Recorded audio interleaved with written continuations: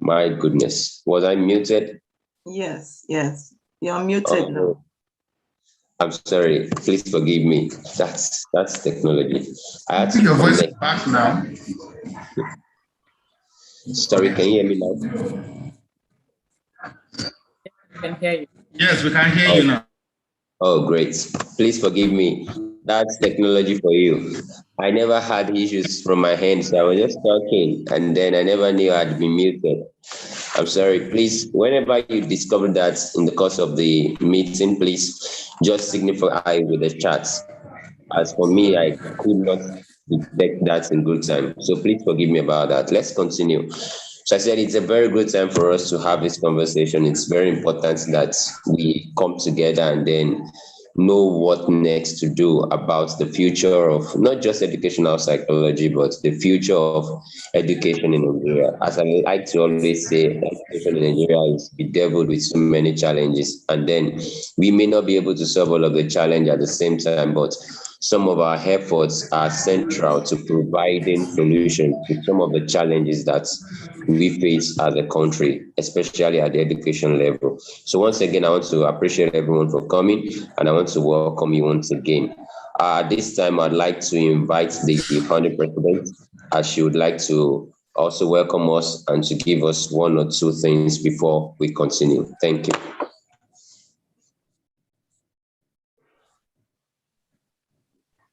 Okay. Thank you very much, Mr. Stephen Emmanuel, for that warm welcome. I say a beautiful morning to all our guests. I can see that two of our guest speakers have arrived. We have also our director of the house and everybody else that we're very grateful to you. And I'm not going to say much now. I believe that I would keep my words till after the event. And I would say that we just kickstart, as we have had people waiting even for as long as 30 minutes before the official kickoff. So thank you all once again for making it a date. And we promise that it will be worth your time. Thank you. Over to you, Mr. Emmanuel.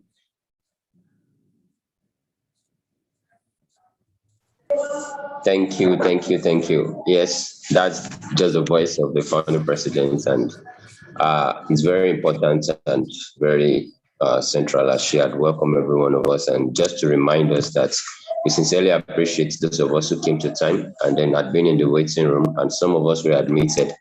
Thank you so much for coming to time. And for every one of us who will be joining and those streaming on the social media, we want to welcome you once again to the official inauguration of the Association of Nigerian Educational Psychologists. And then by the time you listen to the keynote speech from our amazing speaker, that's Mr. Adeyemi Adebayo, you are going to understand why it is very important for us to have this conversation at this time.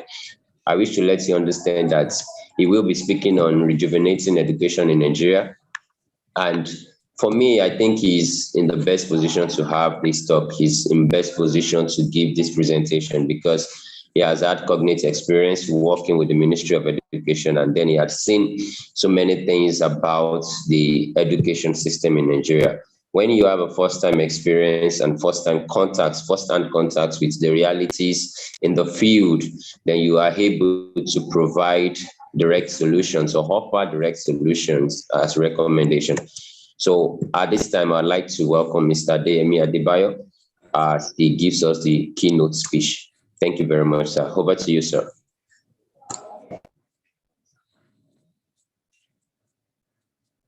Thank you very much, Mr. Emmanuel, the organizers of this program, distinguished speakers who talk today, participants at this meeting, ladies and gentlemen.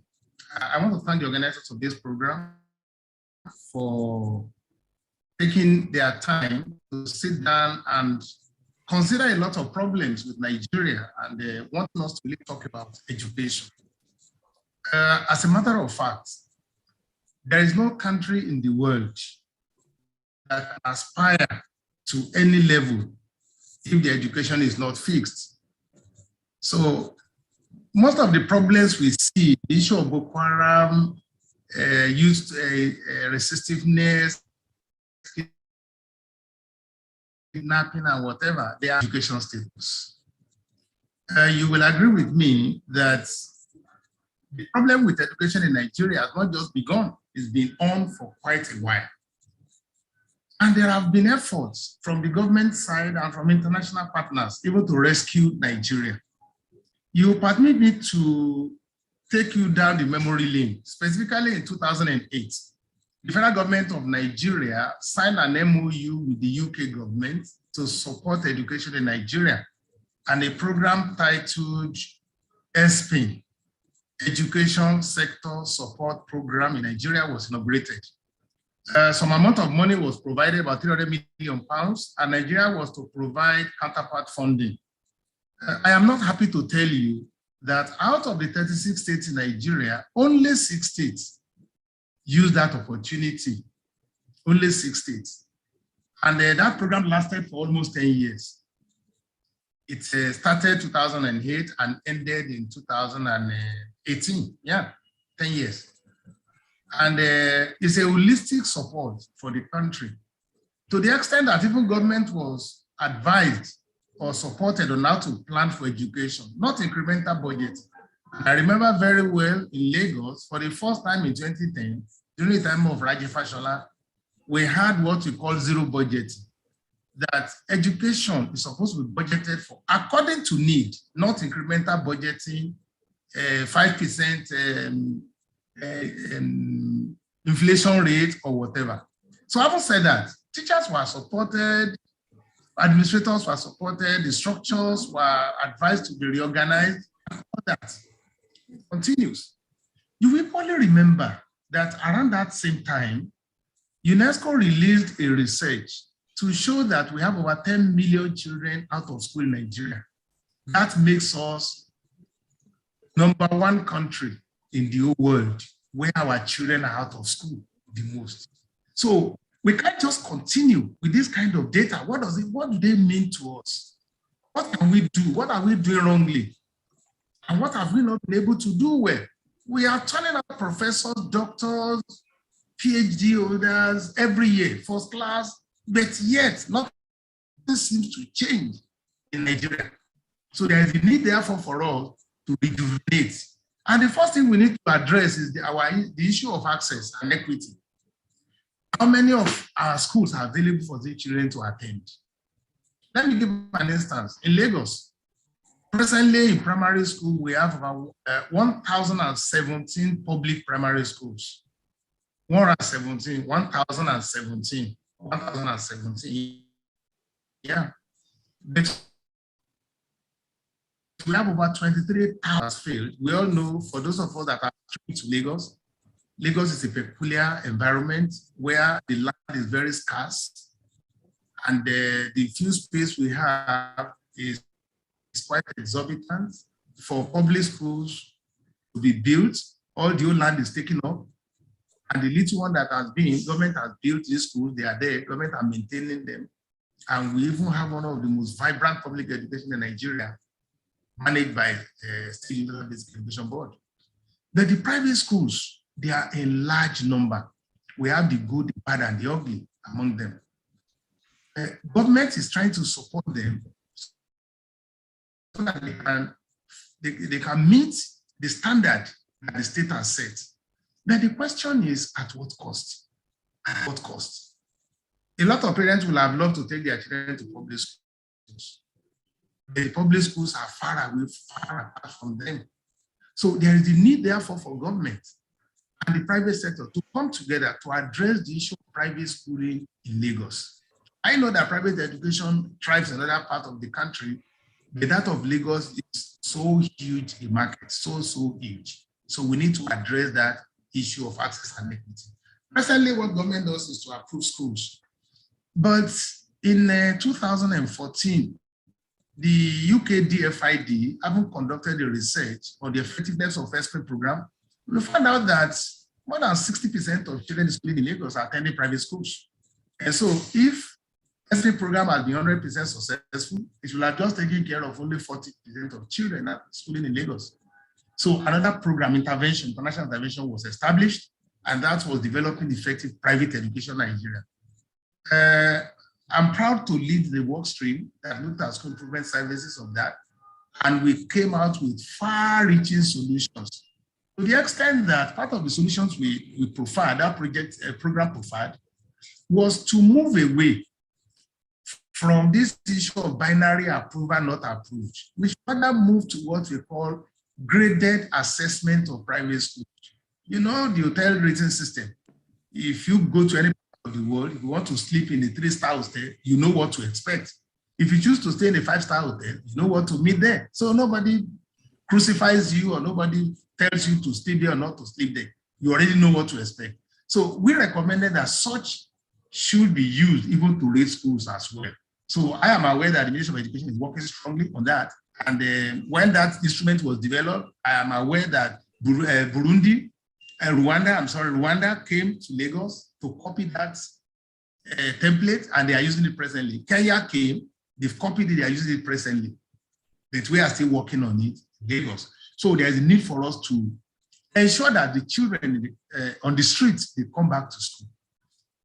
Another area of rejuvenation that is very crucial, slapped us in the face during the pandemic, COVID-19 pandemic.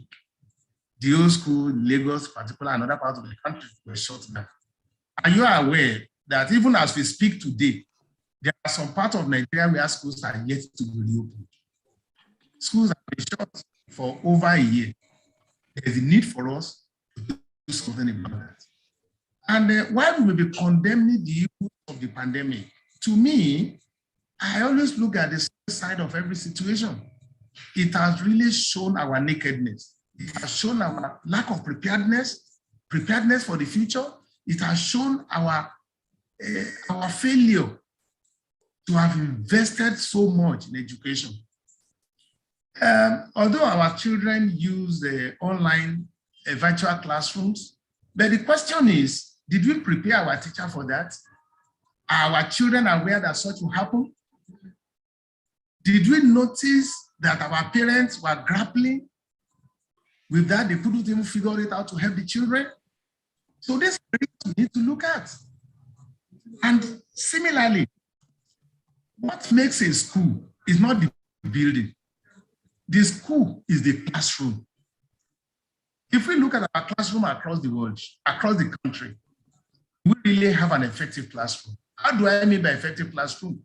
Effective classroom, like effective school, is one that is able to do what is designed to do. Schools are built to educate the children.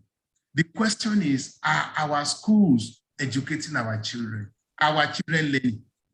Curriculum of every country is developed to address the problems of that country.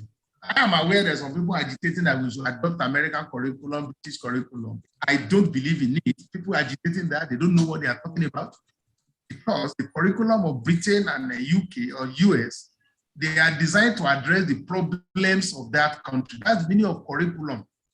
Nigerian curriculum is to address issues in Nigeria. I am not saying that we cannot borrow one or two things from overseas curriculum, but we need to domesticate them. So there is a need for us, therefore, to look at our schools, are they effective? And what makes an effective school? A school that produces an effective children that are able to stand on their own, not children that will pass exams with the support of uncle or teachers who will throw papers or allow them to cheat. That has become the order of the day. So any school that is not able to deliver effective learning is not yet a school. And I'm not happy to tell you that many of our schools in Nigeria are not measuring up to the standards. And so when we talk about the school, the next thing we talk about is the classroom.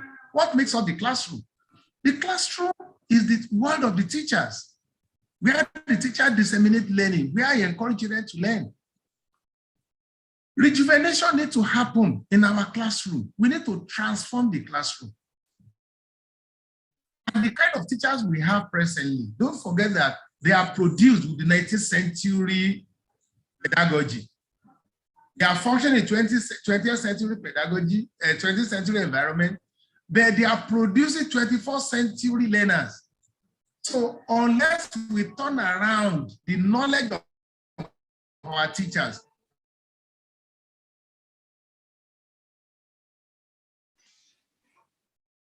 knowledge of our so that they will think. And even some people in public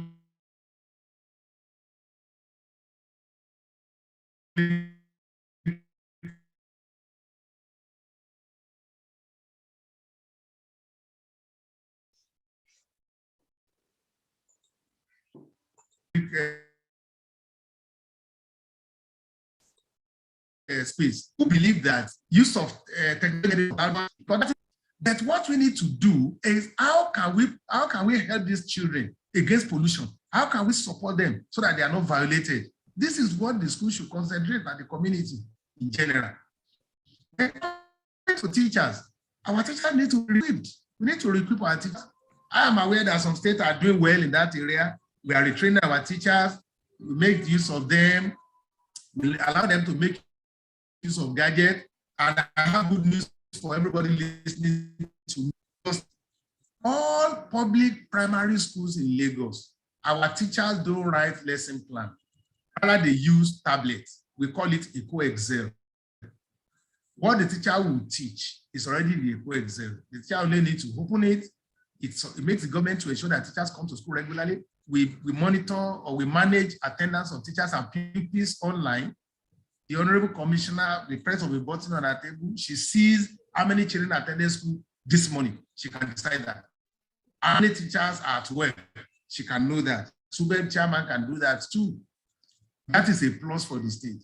But how many states in Nigeria have been able to scale to that level?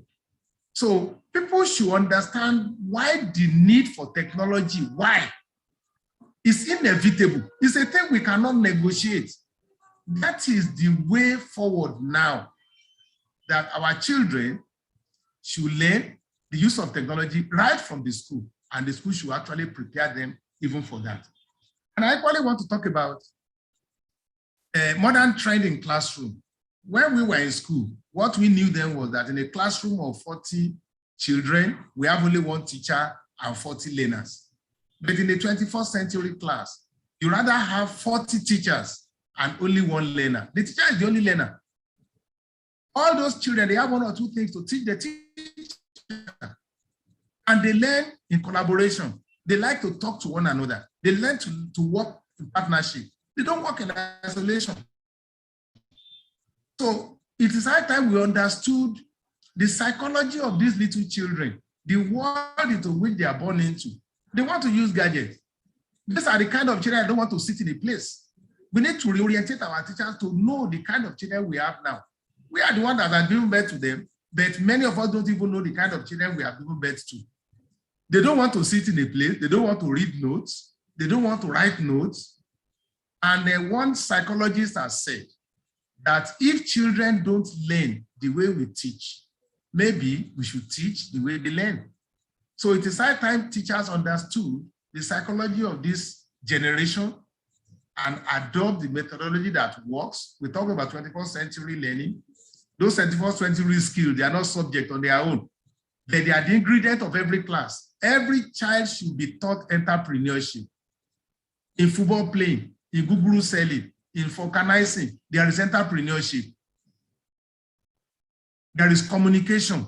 They need to learn communication. They need to prepare business notes, the business cases. They need to develop business cases.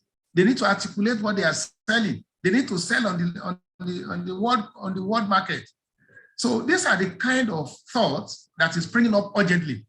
And unless we understood the trend of events, we will not really make any impact. For us in Lagos, we are pursuing that vigorously. By January, by the grace of God, January, we are opening 12 comprehensive schools. We want to test run that as pilot in 6 states and 6 districts of Lagos. We have identified 2 secondary schools where every child will learn a profession while they are in school. We want to produce doctors, we want to keep on producing engineers. Well, but engineers can equally learn plumbing, they can learn little farming, they can learn automobile mechanics while they are in school, they can learn bead making, they can learn sewing. They should have one skill, soft skill, that even when they leave school and they don't have any job to do, they can actually leverage on that. So Lagos is pursuing that vigorously. We know our curriculum is deficient in that area. Everybody wants to go to school. Whereas psychology has taught us that the component of man is not one. We have three components. We have the psychomotor, the affective, and the psychomotor, the affective, and the, what's this other one? So if every area of human life is developed, everybody has potentialities to excel. We tend to look at the cognitive, thank you, the cognitive domain. Everybody wants to go to secondary school. Everybody wants to go to university. University is not meant for everybody. But the orientation of our people at home too need to be changed. Why is it that your son can go to university, my own cannot go? If my son does not have business in the university, he has no business to go there. Business does not, university education does not mean success. But it has become a social symbol here. And so there are quite a number of problems that are associated with developing education in Nigeria. What about the psyche of our people? There is even one trend now. Children enter primary school at the age of 3. They leave primary school for secondary school from primary 4. And they go to secondary school. They leave secondary school from SS2, some SS1 to go to university. You have babies, 14-year-old children in university. They leave university under 19, under 20. Whereas university education and advanced learning meant for adults. UNESCO has properly captured that when it says a child is anybody from age 1 to 18. It is when you are 18, you reach the age of maturity. It is when you are 18, you can vote. 18, you can be voted for. 18, you can take decisions. At 18, you can drive. At 18, you can open a bank account. That means it's at that age you are expecting the university. So all the problems we see around us, suicide and whatever happening, they are the fallout of the maladjustment we have in our education. Distinguished ladies and gentlemen, I want to stop here for others to make contributions. Thank you so much for this meeting.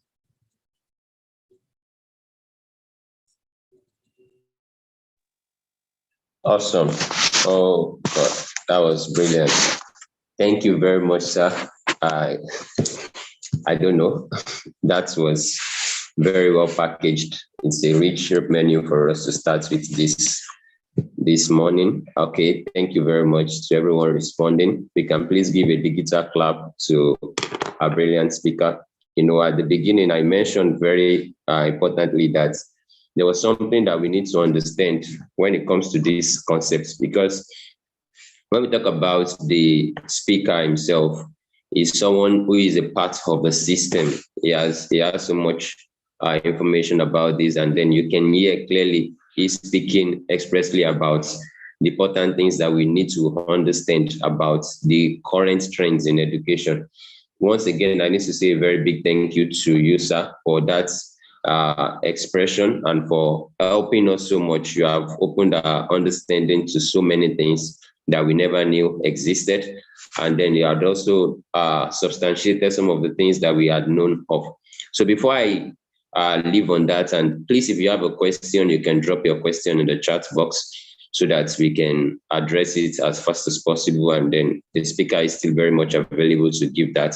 So before I read, to remind us again about what our speaker is, I want to please reiterate on some of the things he had said, and then welcome every one of us who are just joining. From my hand here, I can see that we have a number of people who had joined us while he was talking, and that's very important. Thank you very much. We sincerely appreciate you for coming around. Thank you for sacrificing this time to be part of this great event.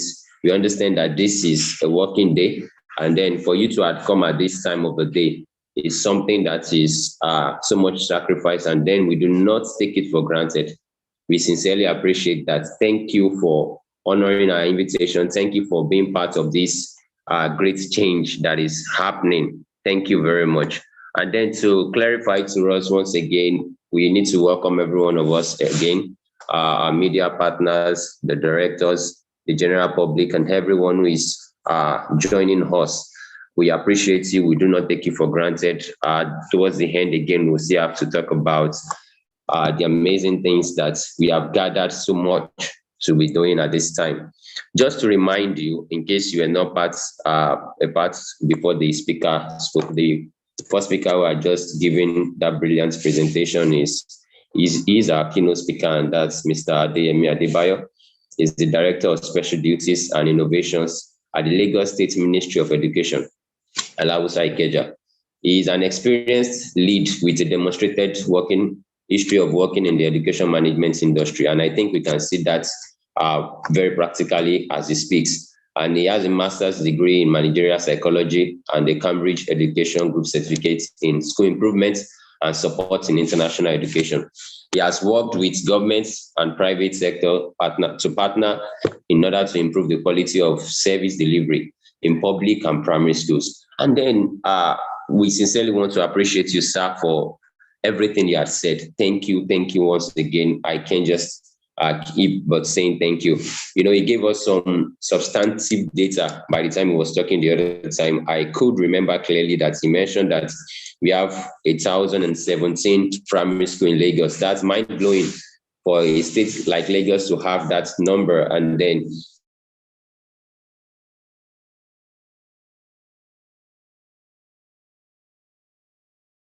from the presentation he had given unto us. And then he has identified so many things. Obviously, by listening to what he had said, we can all agree together with ourselves that there is a need for us to have a rejuvenation in education. Mr. Adeyemi, we do not take your presentation for granted. We sincerely appreciate it. And then we had noted the important points. You know, it's noteworthy for those laudable achievements that Lagos State has recorded. We know Lagos State leads in many things in Nigeria, so we only anticipate that other states will follow suit. Thank you for those amazing things. I will gather them again about how Rwanda had, partnered and come along to learn from us, Kenya and some other African countries. I want you to understand that a communique will be produced immediately after this conference, and then we hope that other states can replicate the amazing things that you are doing in Lagos State. Thank you very much, sir. Can we please once again put our hands together? It should be a digital clap for our amazing speaker. Thank you very much. Please, do you have any question? If you have questions, can you please drop it in the chat box so we could check that through? I can see a number of thank yous in the chat box, but I've not seen as much question as I expected. All right, so while we gather those questions, I believe we still have enough time to address those things. It is very important for us to go to the next presentation, and that would be, thank you very much, sir, we appreciate it. That will be from Dr. Aleiton, that's the chairman of the Nigerian Society of Educational Psychologists. He has enough information to share with us, and then I want to believe that by the time he's done with his presentation also, you will understand the importance of educational psychology in Nigeria. Before Dr. Aleiton talks, before he comes up to give his presentation, I'd like to give a short presentation about the bio of our speaker. Dr. Shola Aleiton is currently a lecturer at the University of Lagos, obviously a lecturer of educational psychology with the Department of Educational Foundations. He has spent several years imparting students, and he has engaged in researches and have published in academic journals. He's also the chairman of the Nigerian Society of Educational Psychologists. He has so much loaded to share with us this morning. We're still in the morning. He has so much loaded to share with us this morning, and we can't wait to have him deliver his presentation. Dr. Aleiton, thank you very much.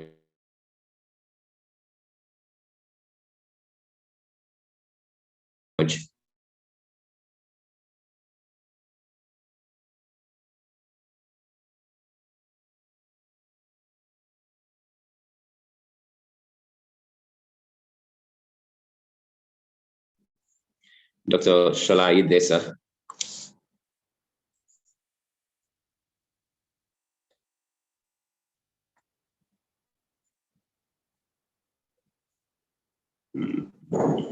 Hello? Am I on now? Oh. Yes, sir, you are. We can hear you very clearly, sir. Okay, beautiful. Thank you, Mr. Stephen Emmanuel. As rightly pointed out, my name is Shola Leton, a lecturer in the Department of Education Foundations, University of Lagos.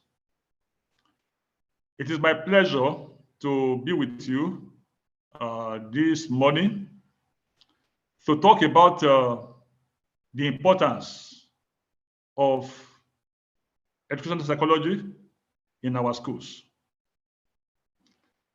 The importance of this course cannot be overstressed. But first of all, we need to know what education is and what psychology is all about. The ed psychology is a branch of psychology itself, one of the branches of psychology itself. We have other areas in psychology, but education can be seen as what happens to us from the day we are born to the day we die. We educate people, and people also educate us, because nobody has it all. We learn from each other, and it starts from the beginning, that is from birth to death. It is when one dies that we can say that one stops learning. So what we do in school is to learn. And learning does not end in the school. Learning does not start in the school. Learning starts from home. We continue learning from the school, and it goes on and on like that. That is what informed the issue of formal education and informal education. That is to say that the one that we receive in school is formal, in the sense that it is, in a way, arranged, planned.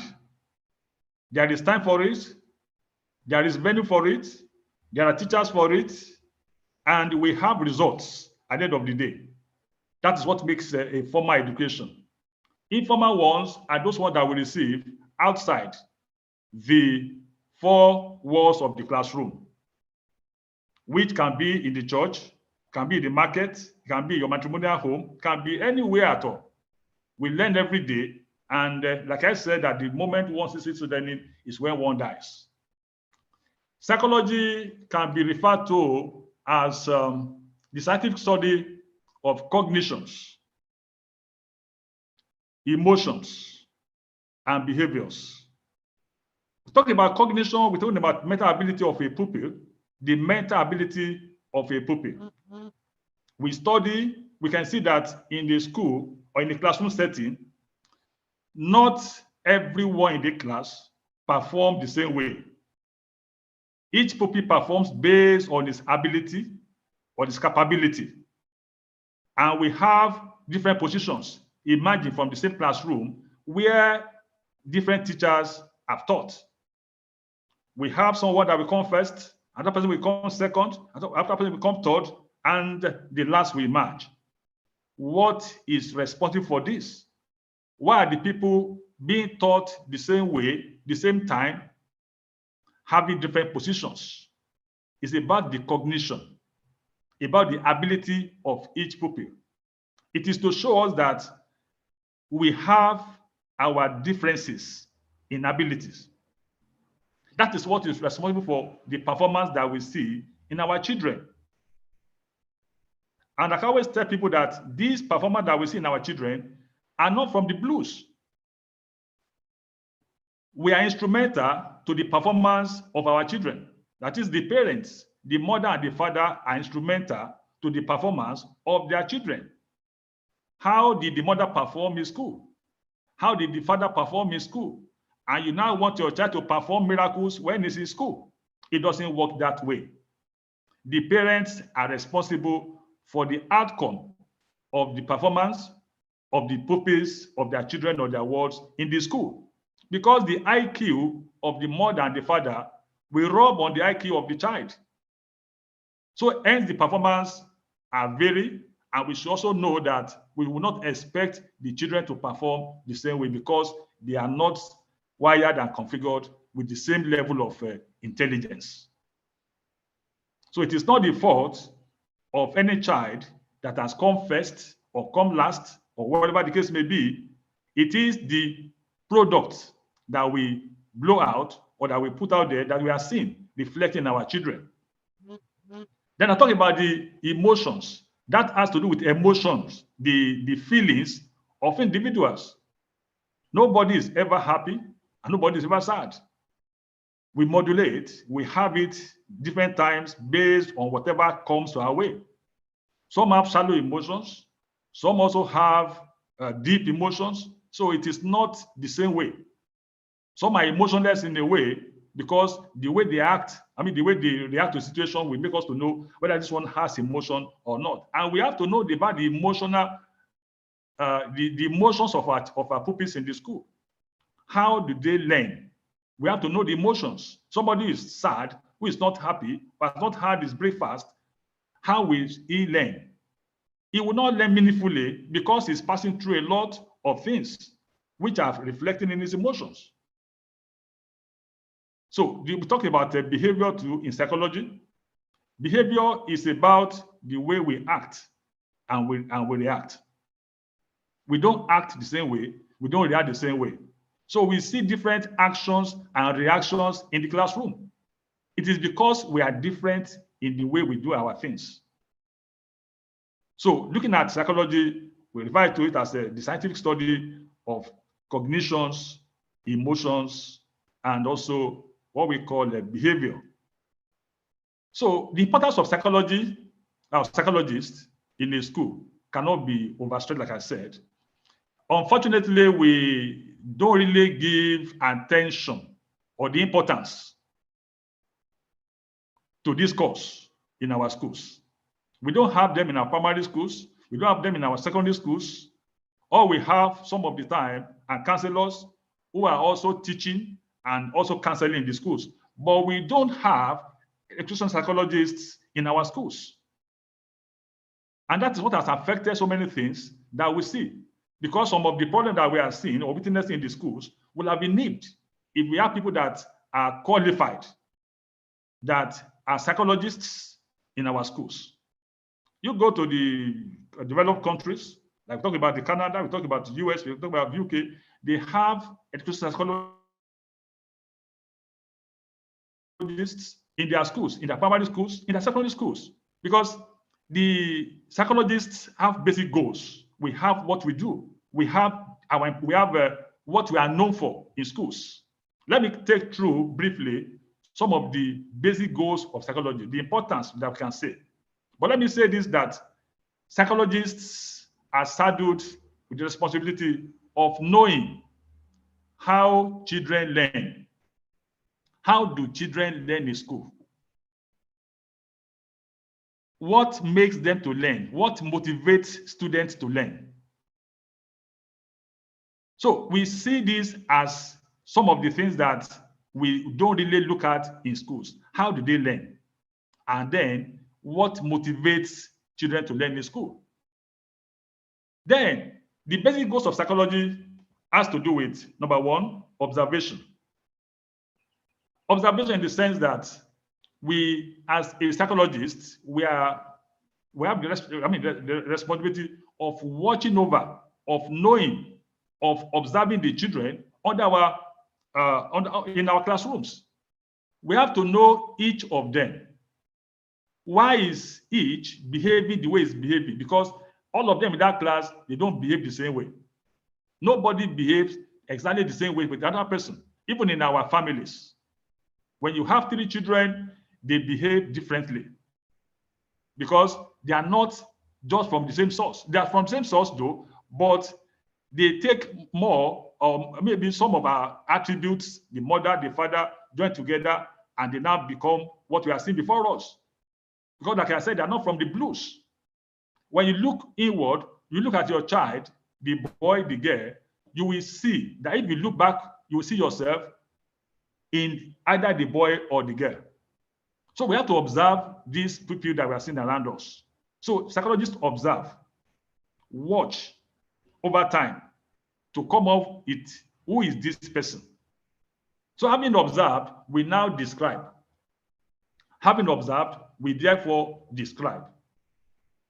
and you describe what you have observed, that this child is brilliant, that this child is honest, this child is, sad, is a thief. You can, you come up with what you have observed in a child.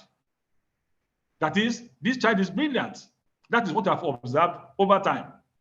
A child that has confessed in possibly primary 1 is likely to confess also in primary 2 overall. And the same thing will happen in primary 3. So you have observed that for about 3 years, and that same child is coming first. So you cannot describe that child as a brilliant child. That is number 2 we describe. Number 3, psychologists explain why is that child coming first. That is, having observed and described that child as a brilliant child, why is he brilliant? You now look at the boy. Possibly the father is an engineer, the mother is a teacher. So you are trying to look for a way to see how the boy is brilliant. You are trying to explain. It is because the mother is a teacher, the father is an engineer, or the father is a medical doctor, the mother is a lecturer. So you are trying to rationalize or to find out why that boy is brilliant. So with that, you know that this boy is brilliant because the foundation where it's coming from is quite enough education. I want to submit to an organization, but we need to know the tax elements. Number 4 rather, about the basic rules of psychology. We predict, that is, having observed, described, and explained, psychologists do predict that the child that has confessed in primary 1, confessed in primary 2, and primary 3 is most likely to confess in primary 4. You are predicting based on what you have observed, described, and explained. So we are not witches or wizards. We base our predictions on what we have witnessed, what we have observed over time about that child. The same thing can be for a child that is going the opposite way. A child can be a thief, and it's not making, but because of what maybe he has inherited or taken from somewhere. So no child is from the blues. Whatever you are seeing in the life of a child is because of the situation that he has found himself based on heredity or genetically wired and all that. So we predict. Number 5, psychologists control. You don't just say that, okay, a child has confessed and first again, then he will always confess and all that. You have to control. You have to manage situations.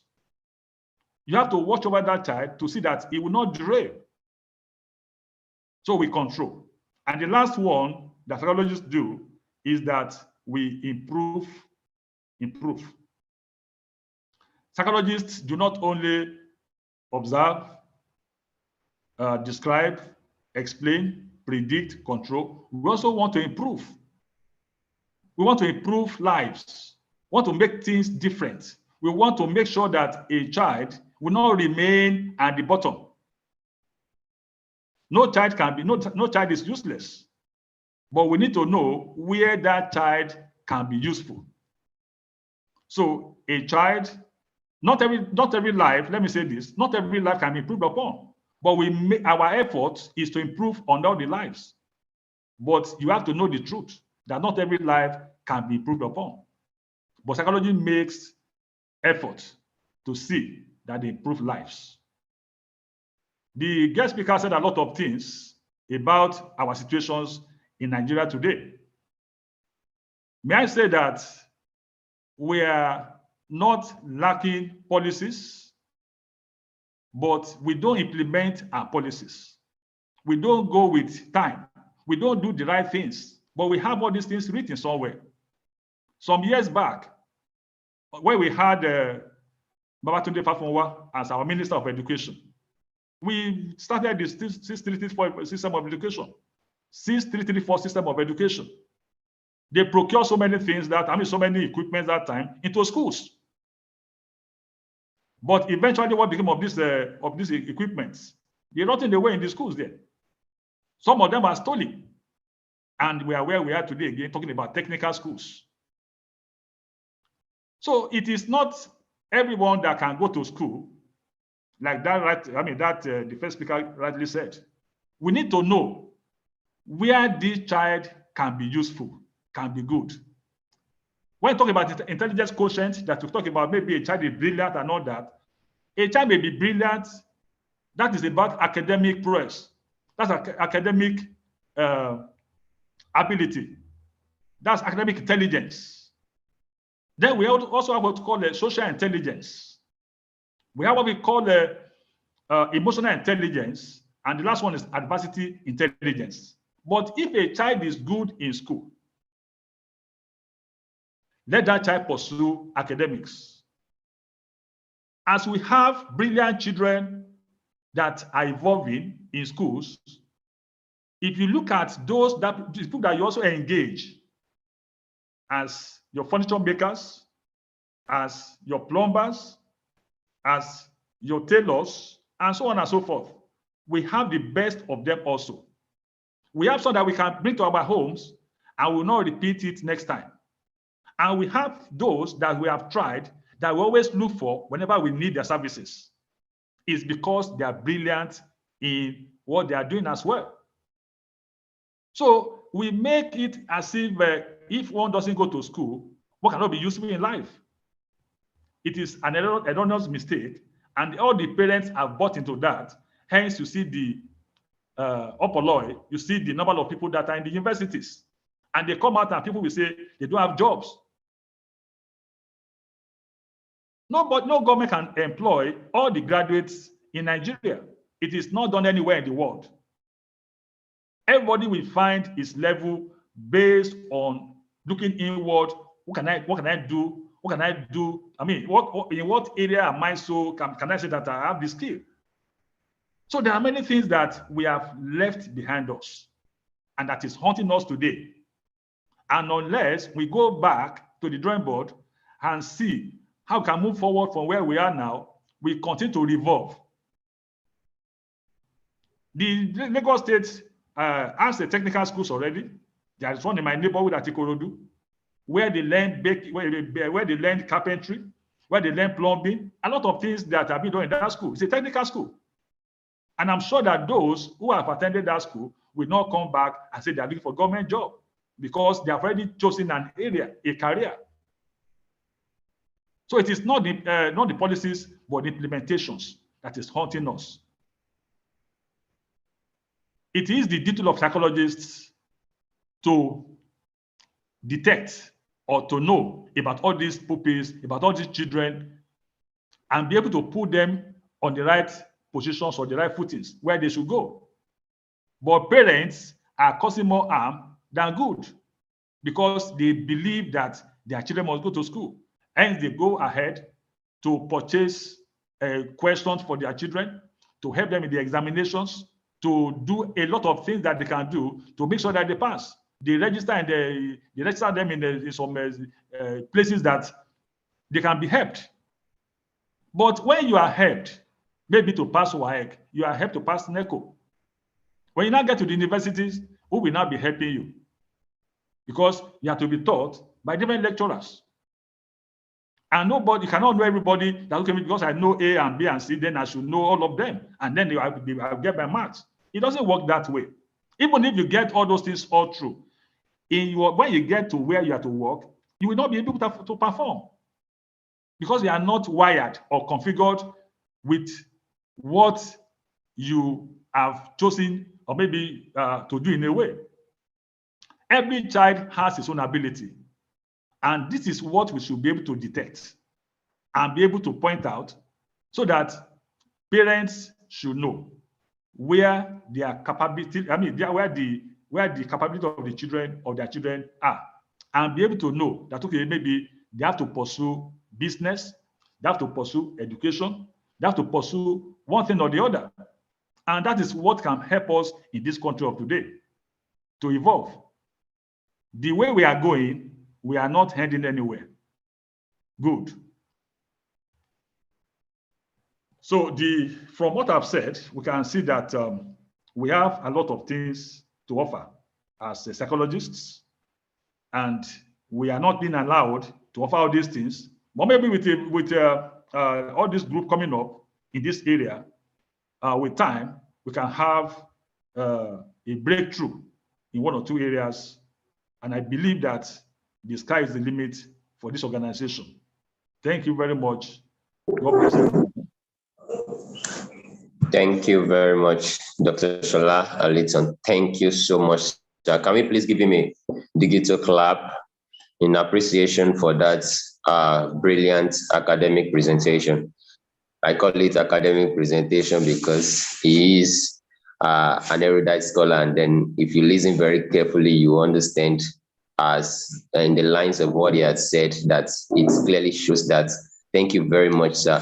Just to let us know that Dr. Shola Aliton is our patron at the Association of Nigerian Educational Psychologists, and to remind you that he is the current serving chairman of the Nigeria Association of Educational Psychologists. So you can understand how much privilege we have to have had him in this conversation. Thank you very much, sir. And just to remind you that he had mentioned so many things. For the want of time, I'd just like to run through a bit of some of the things that he mentioned. He spoke to us about child learning. And for those of us, members of the public who are in attendance, I'd like for us to please pay rapt attention to some of those things that he has said. Just to let us know that this is live on YouTube. So peradventure you had lost or you missed some other parts of the presentation, you can always make recourse to YouTube and our social media platforms to have a taste of what we have been enjoying over time. He emphasized to us that educational psychologists, they observe, we describe, we explain, and then we predict certain behavior. Thank you very much for also emphasizing to us the different type of intelligence that we have, corroborating what the first speaker had said. It's not going to be all students that will be in school at the same time. It's very important that we understand that we have to maximize the potentials and the diversity in our classroom and in our society. Once again, I want to appreciate you, sir. Thank you very much. Just to remind you, please, if you have any question, you can please drop it in the chat box so speakers can respond to that when we get to the Q&A sessions. Thank you very much once again. Without much time, wasting much time, we'll go straight to the next thing on our agenda. Just to remind you once again that we appreciate you for coming, everyone, the members of the public, our media partners, and everyone present. And probably you are just eating there and then we never knew you're there. We appreciate you also. Thank you very much. We go straight to the next presentation. That's from Mrs. Rama Kanj, and she will be speaking on the global impact of educational psychology. We have to understand very clearly and very strongly that educational impact is educational psychology is not just about what we do now. It's about it has a global impact, just similar to what Dr. Shola just presented about the importance of educational psychology to us as individuals. Yes, he emphasized Nigeria, but he also made it on a broad perspective. And now we listen to Mrs. Rama. Now I'd like to give a brief citation of Mrs. Rama Kanj, who is our guest speaker and who will be speaking shortly. She is a licensed educational psychologist, and she specialized in the assessment and intervention of children with neurodevelopmental disorders, with an emphasis on learning disorders and behavioral difficulties. Rama Kanj obtained a master's degree in education with a major concentration in educational psychology. She also has a postgraduate diploma in special education and a bachelor's degree in psychology from the American University of Beirut. She's certified by the American Board of School Neuropsychology and an active member of the Lebanese Psychology Association. She's currently pursuing a PhD in psychology in England and has worked in public and private practice. Would like to welcome Mrs. Rama Kanj as she gives a presentation. Can we please put our digital hands together for her? Thank you. Mrs. Rama, you can please have the time. Thank you, Stefan, and thank you for this really nice introduction. Now, I do have some slides to share. So if the host can enable that I share the slides, I would be very appreciative. I think you just need to give me access to share. Okay, we're running on that now. I'll use this time to say, first of all, congratulations to the ANEP for their inauguration today. I've been following their work for quite some time now, and I think that they're absolutely wonderful at raising awareness about educational psychology in Nigeria and the region. And I truly look forward to your events in the future and the impact that I am sure you will be able to make.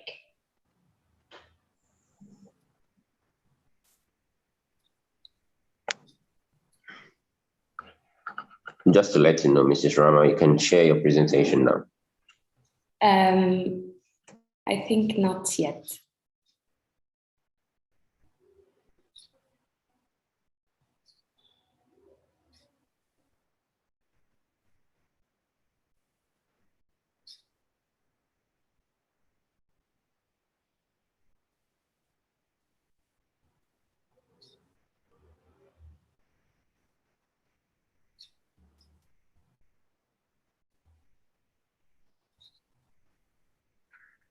Sorry, if I may suggest, while we are with that technical issue, can you please continue the presentation? Thank you. Yes, sure. So I will absolutely do that, exactly. So I would like to first begin by saying that many of us might take learning and education for granted, and going to class and being taught is just something that we did. However, for others, learning in the classroom is not so simple. And for some students, it can be seriously challenging, and it can often lead to behavioral issues and even the lack of education if those students eventually drop out. So I'm about to share my screen now. And here we go. You can just let me know if you can see it. I have some lovely things to share with you. All right. Okay. So in order to support those who are not able to learn up to their best potential, educational psychologists provide services that help students overcome learning obstacles.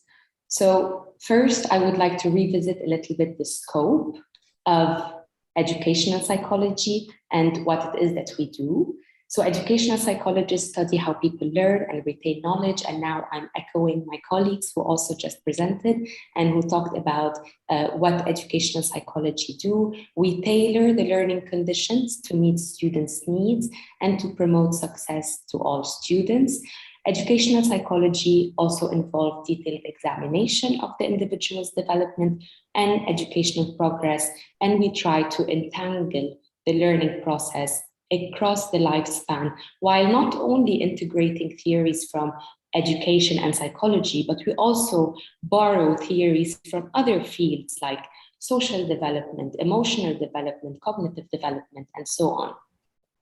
So when people ask me what it is that I do, I say, I'm an educational psychologist, and then they say, oh, so you work with children. And my answer is always, oh, I wish it was that easy. Well, the reality is that in order to work with the child, we first need to work through all the other layers and factors that may be also influencing the development of the child or standing as an obstacle or a barrier to this child's learning. And those include the learning process, the learning situation, the curriculum, evaluation techniques, school community, and also the home environment. So what is the role of educational psychologists in building the bridge between parents, children, and special education services at schools? With the increasing diversity in a typical classroom, educators face enormous challenges in meeting the needs of all their students. Educational psychology helps teachers in several ways. We provide teacher support in, first of all, identifying the needs and the abilities of the learners. We support the teachers in understanding Where is a child struggling and what are their needs in the classroom? We also support in assessing and monitoring students' progress. Sometimes the assessment can lead to a diagnosis. Other times the assessment may not lead to a diagnosis, but will shed the light on what are some of the challenges that the child is going through so that we can set an intervention plan together and support the child in the classroom. We also support in adjusting the instructional approaches to meet the learner's needs. So this may include, for example, differentiated instructions, or when we tailor instructions to meet certain levels of students. We also support teachers in using the student's strength to address and overcome the challenges that are present. So for example, if I know that a student has strong nonverbal abilities, but they have weaknesses in verbal skills or in language, then I will try to find with the teacher what are some of the best ways that we can allow this child show what it is that they know without having their weaknesses stand in the way or their limitations presenting as a barrier to their performance. And that may include, for example, substituting verbal answers with answers that are either presented in visual ways or in ways that do not require a lot of words. What has truly revolutionized inclusion in schools over the years is early identification of children with learning challenges. And this is where educational psychologists or school psychologists play a very critical role. We support in identifying which children are starting to show signs of challenges in reading, writing, math, school adjustment, emotional disturbances, anything that may be putting the child behind before the child failing and before them not being able to cope anymore with the demands academically. So previously, before educational psychologists started to create an impact on a global level, we used to wait for the child to fail until we said that the child is actually struggling, or until we decided to have them assessed or check out what it is that it's going on. Nowadays, this is no longer the case. We no longer wait and fail the child. We detect early on what are the challenges that the child is facing and how we can support from a very, very early stage before the child meeting a point academically where they can no longer cope with the academic demands. Today, educational psychologists work with schools to identify students who are not accessing the curriculum at a very early stage. We try to understand their learning barriers and assist in examining the needs of the pupils so that they can appropriately fit into the class and eventually into school and community life. Very often, we know that teachers or schools try to intervene or they try to support a child without really doing a proper assessment or an educational assessment to understand what are the strengths and the weaknesses of the child. Most of the time, this approach or this model may not lead to very successful results simply because we don't know exactly what it is that we need to work on or what are the weaknesses that we need to address. And this happens when we do not do a proper assessment to identify what are the weaknesses. And so we adopt something we call like a wish and fish approach. So let's just try any kind of intervention and see whether it works. And this very often will be wasting time, wasting resources, and wasting also a lot of money for the child and the school. So why do we really need more educational psychologists across the world? Up until recently, access to mainstream and inclusive and quality education for children with learning challenges has not yet been fully achieved. Children with learning differences are still being educated in special schools in most countries without being integrated into mainstream schools or without inclusion being rightly or properly applied into schools.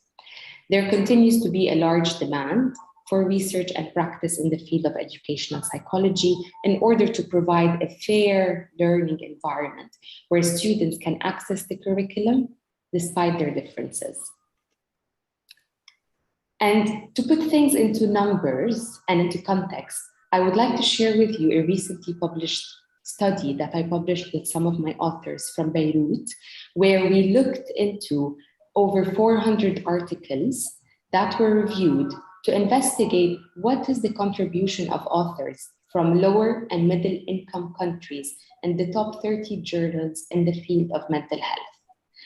I was in total disbelief when I was running the numbers on this one.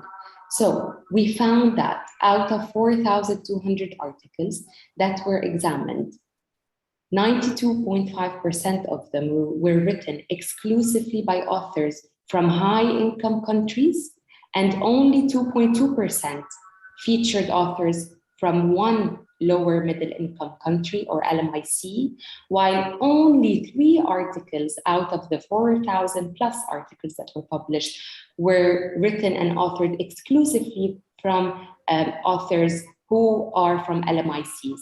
And this echoes what my colleague previously mentioned about how we are not being able to adopt theories or approaches or strategies or curriculums from the West or from countries without domesticating them first or without adapting them into our culture and into the culture of lower middle income countries.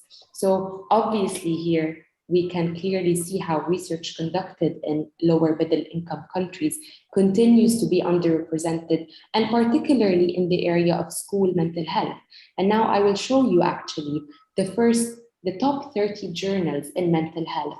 None of them address educational psychology. None of them address school mental health, which tells us a little bit on the shortage of research in that area and how big the need is and the demand is for school mental health to be addressed, not only in LMICs, but also globally all around the world.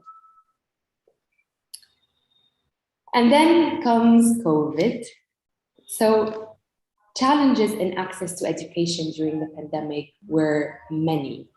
UNICEF estimates that by April 2020, close to 1.6 billion young students were affected by school closure, 1/3 of which had no chance at remote learning via radio, television, or online content. Education inequality is accelerating in an unprecedented fashion, especially where before the pandemic, it was already high, similarly to what we just saw.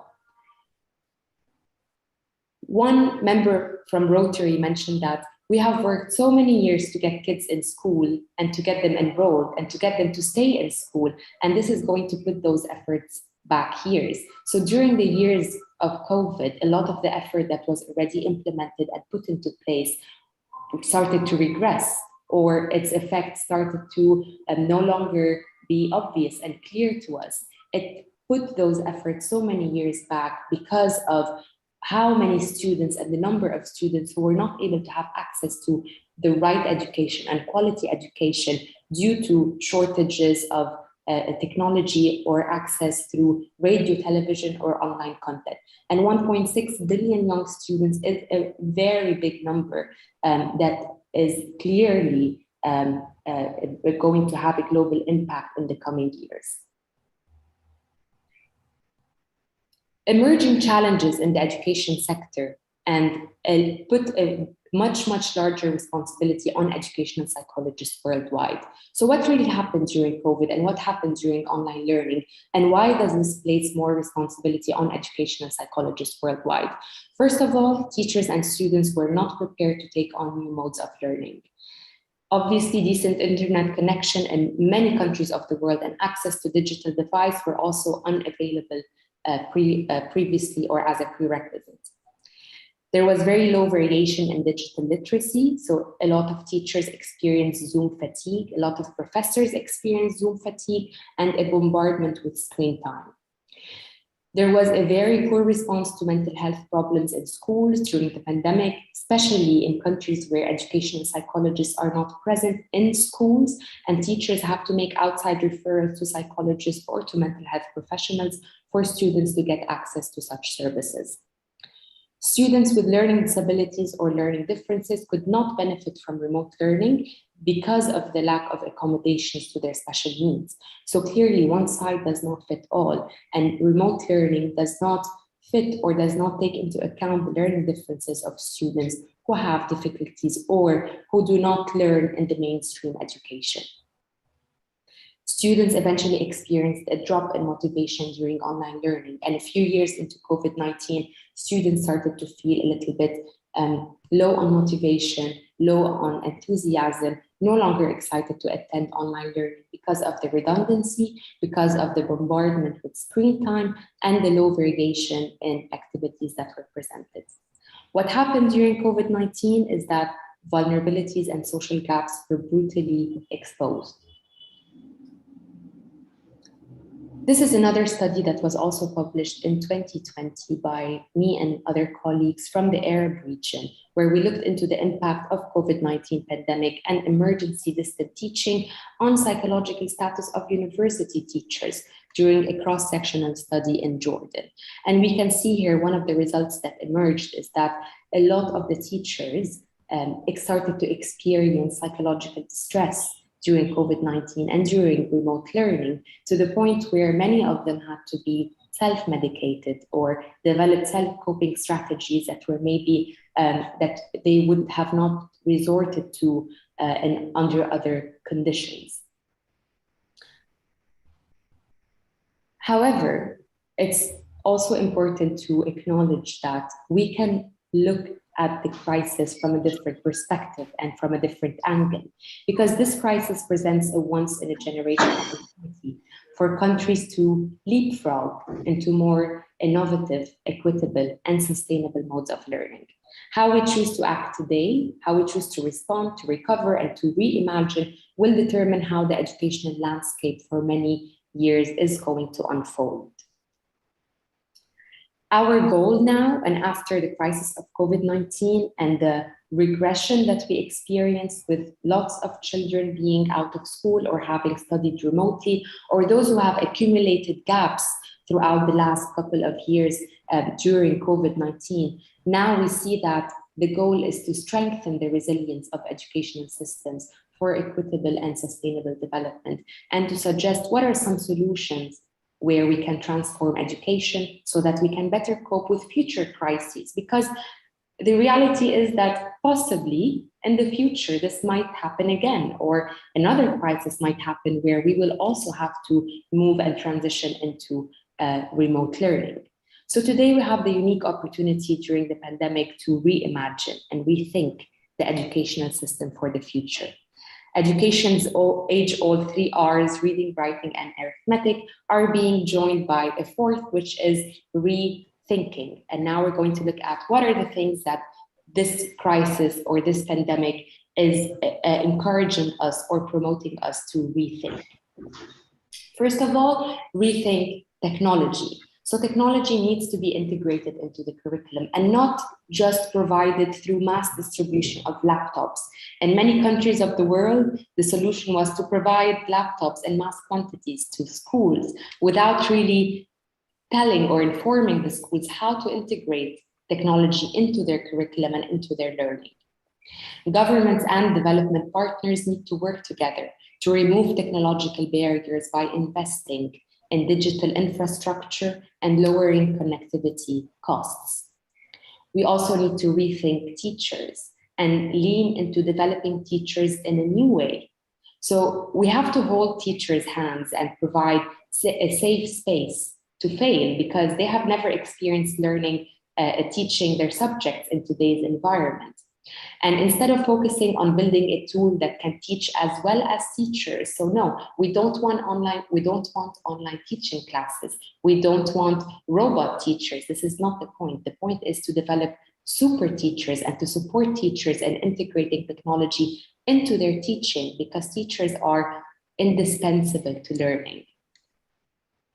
We also need to rethink classroom and going beyond classroom walls. And this is something that we clearly saw during the pandemic, how learning no longer took place in the classroom, but it took place outside the classroom walls. So the physical formality of the classroom culture is melting away. And we need to work towards a shift where schools will create a foundation of inclusive and flexible places that will enable students to learn beyond those walls. Also, we think students, from passive learners to active learners. We want students to be empowered to learn for themselves in a flexible and collaborative way, both inside and outside the classroom, and sometimes at their own pace. We need to teach flexibility to students. Also, we think parents and support parents in becoming role models for flexibility and adaptability. And during the pandemic, one factor that may have been impeding the progress of children was also the way parents cope. And maybe because they were not informed enough of how to cope with the pandemic and how to cope with the flexibility, they may not have portrayed flexibility and adaptability to their children in the right way or in a way that was inspiring to them. So parents will be better connected to and involved with their child's education with certainty, detail, and confidence if we integrate them more and involve them more into the learning process. Parents are partners to teachers, and we need more parent training to show children how learning can also happen at home the same way it can happen at school. We can model flexibility and adaptability to parents so that they can do it in turn to their children. So my final notes are the following. Although COVID-19 has revealed vulnerabilities, it has also surfaced extraordinary human resourcefulness and potential in the field of education that can only be maintained with the support of educational psychologists. And for educational psychologists to continue creating a global impact and support students' learning, collaboration, and communication across sectors, it's important that we continue communicating together and collaborating in order to provide the safe space for growth and for progress for students, parents, and their teachers. Thank you. Thank you so much. And please feel free to ask any question. What more can we say but a very big thank you to you for that presentation. Can we please put our digital hands together once again for that brilliant presentation that she had just given to us? I think it's a true reflection. I can see our digital hands together, please. Let's express our gratitude in the comment box by saying a very big thank you to our speaker for what she had just delivered, which is a very, very important presentation. Thank you very much, Mrs. Ramakanj. Thank you for opening us up to more opportunities and benefits that we need to learn about educational psychology. And I think it's very important. If you had been following us from the beginning, you will discover that the way it has been organized, it is very, very well structured. Just immediately after we had listened to Dr. Shola Layton, who is our patron, who had delivered that exquisite presentation on the importance of educational psychology. Now, Mrs. Ramakanj has given us a broader perspective to it, citing what had happened during the COVID and some other things, the challenges and the need for us to look at it going forward. So we sincerely appreciate it once again. Thank you very much. And I think it is a very comfortable time to say a very big thank you to every one of us who is active at the moment. Thanks to our partners, thanks to that's our media partners, thanks to our patron, Dr. Shola, once again, thanks to keynote speaker. If you were not part of that, please, you can follow us later on YouTube to have a clip, view of that clip by Mr. Adeyemi Adebayo. You need to listen to that presentation. It was very detailed, and I like to talk about it as down to earth because it addressed the cultural implication of this, of the education, trying to explain to us why we need to rejuvenate education in Nigeria. He emphasized about Lagos, but it can also be generalized to other parts of the country, which needs to apply that to the system. Thank you very much. Thank you very much. And I think Mrs. Rama also mentioned that also, talking about the need for cultural inclusiveness when it comes to adopting all of this. She's sharing those very important data with us. Thank you. So without taking much time, we need to move to the next thing on the agenda, which is actually want to have an official unveiling of the Association of Nigerian Educational Psychologists. I know some of us may have looked it up on the internet trying to understand why this at this time. If you had listened to the presentation from the beginning, you understand that it is the time for us to have this. This is a very good time for us to have this conversation. You had listened to all of those explanations on the need for us to have this. So we want to let you understand that membership is opened for you if you want to join ANIP. Now, the question about ANIP, what is ANIP? And please permit me as I give you a run through that. ANIP, ANEP, is just the acronym for the Association of Nigeria Educational Psychologists. It's a professional body for educational psychologists in Nigeria, where we bring together educational psychologists across the country in order to promote research and development in the field of learning, awareness creation, and on the importance of educational psychology to the society. From the presentation, you must have heard the need for us to have educational psychologists. Yes, counselors are very important. Yes, we need to have some other members on the IEP team, but we need to also have educational psychologists. And many Nigerians, especially in some low-income environments, are not aware about these needs. And that's what we seek to address. Our vision is to help educators and students to gain a better knowledge on human nature so that they can be better encouraged and direct learning, growth, and behavior. The value of educational psychology as a discipline has become something that is widely recognized. And I think the presentation from Mrs. Rama had addressed that. Our mission is on 3 specific goals, which is to advance, transmit knowledge about educational psychological process, to provide a strong foundation in the basic knowledge skills, to also provide the skills required for advanced study and practice in educational psychology, and finally, to provide affordability and competence required for successful career. So what do we do? Do you want to understand what we do at ANIP? Yes. We are committed to promoting the advancement, integration, and application of the knowledge of educational psychology to improve education and the society as a whole. We engage in publicity and awareness to help people to know more about educational psychology and its significance. We also network professionally with practitioners. We provide a platform for educational psychologists to engage with other practitioners to improve their practice, to develop new opportunities, and to team up to find visions. We offer trainings and professional development. We organize trainings for educational psychologists to help them advance their career and gain new knowledge.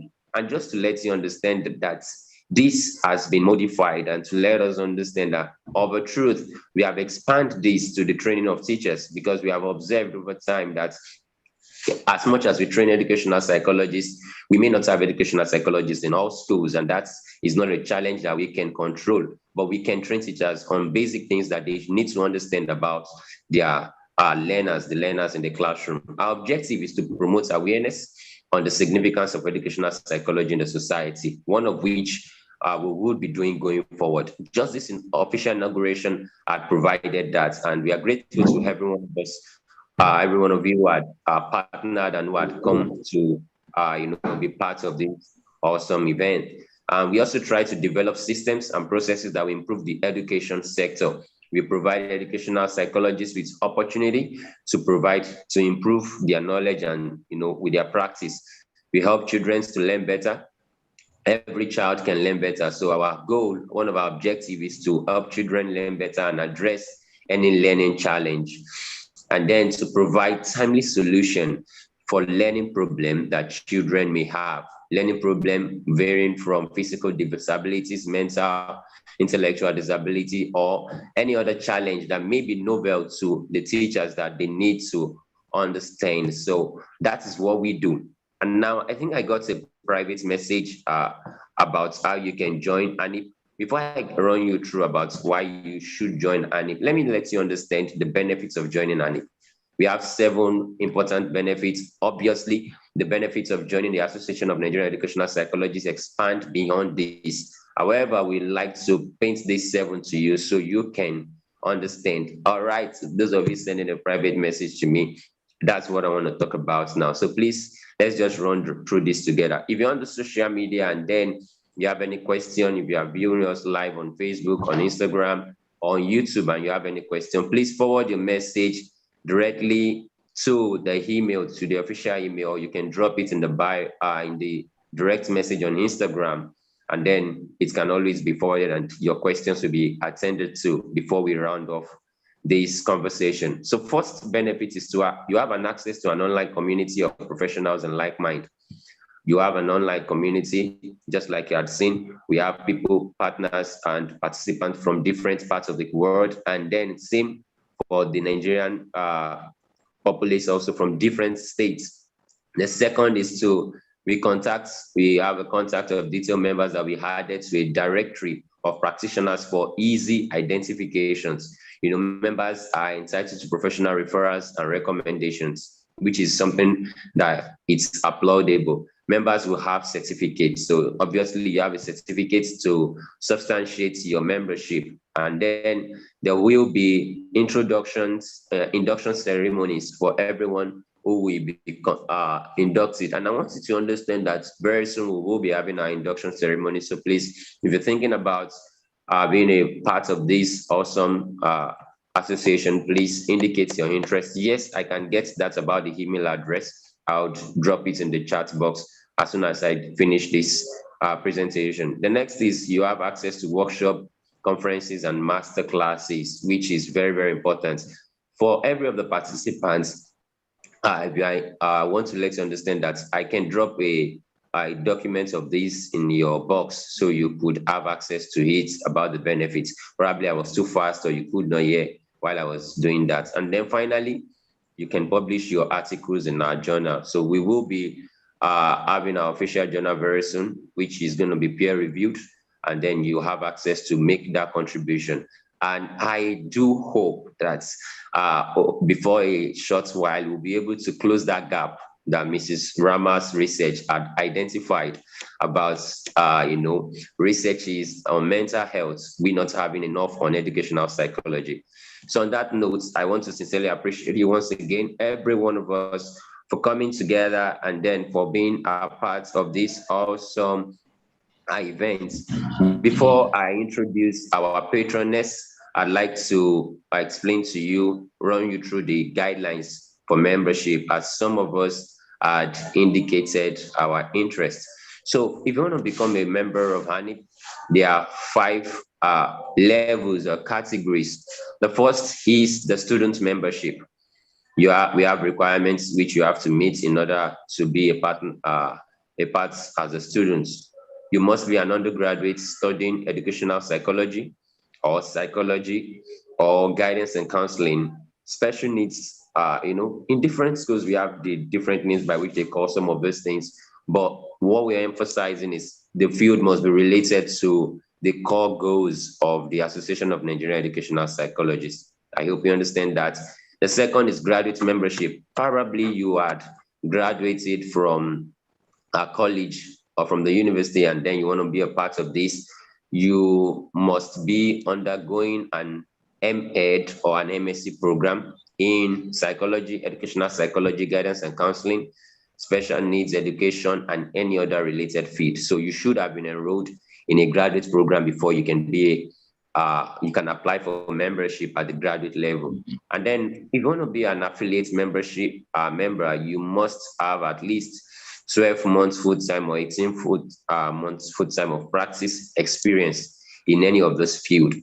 And for professional membership, we needed to clarify that to be a professional membership, you must have a master's degree in educational psychology.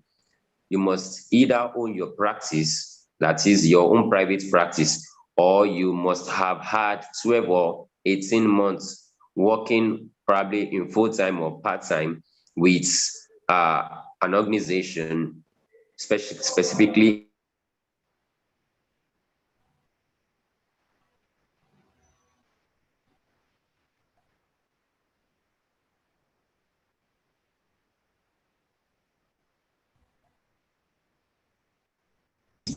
and then to share, we can garner from your cognitive experience as a member. So the requirement is based on merit, and this will be specifically elected in recognition of their works and achievements. So of all of the five levels of membership, the only one you can apply for is the first four. The last five, the last one, which is the fellow and the retired member, is based on merit, of which we would identify, or you may make suggestion, and then when we assess that, we can provide that. So for the commitment, I do not call this registration or membership due. I call it a commitment, because you understand that you have to make a commitment in order to show that you are very serious and committed to this program. And then for students, it's obviously free. The only challenge is that it's not a challenge, and still on commitment, is that you will be willing to commit a number of hours. Do you understand? Yes, absolutely. You would get the recording of the training, of the conversation. Thank you. And then you can always look it up on YouTube and any of our social media platforms. So, and then participation in certain courses. So you would be available to, because we would have campus clubs also, which you must be a part of in order to qualify to be a member as a student level. The next is the graduate membership. If you are currently having your master's degree program or your PhD, as such, you have a commitment of 5,000 naira per annum. You need to appreciate that, because that's less than $10 to be a part of a great organization for a year, and then you get all of these benefits. As an affiliate member, you have a commitment fee of 7,500 naira per annum. And I need to let you know that professional members pay 10,000 naira, which is less than $20, obviously. And to clarify to you, by the time we have our official conferences and some other benefits, as a member, you have some benefits that are accrued to you. If you are not a member and you want to be a part of some of our trainings and our conferences going forward, then you would pay as a participant, not as a member. So I want to sincerely encourage you to please be a part of this great association. I'd like to welcome our patroness. I don't know if she's on the chat, but I need to let you understand that we expect, and I have tried looking through the participant list. I don't know if her name had been renamed, or probably she's not using the full name, but I'd like to appreciate whether our presence or in absentia, our patroness of the Association of Nigerian Educational Psychologists, that's Professor Afolashade Airat Sulaiman. This is a distinguished lecturer from the Department of Educational Foundations and Counseling, Lagos State University, and she is a distinguished professor of counseling psychologist. She is a seasoned and well-recognized researcher whose work have been published nationally and internationally. I would like our professor to please signify if she's on the chat, if she's in the chat room, so we could have her deliver her goodwill message.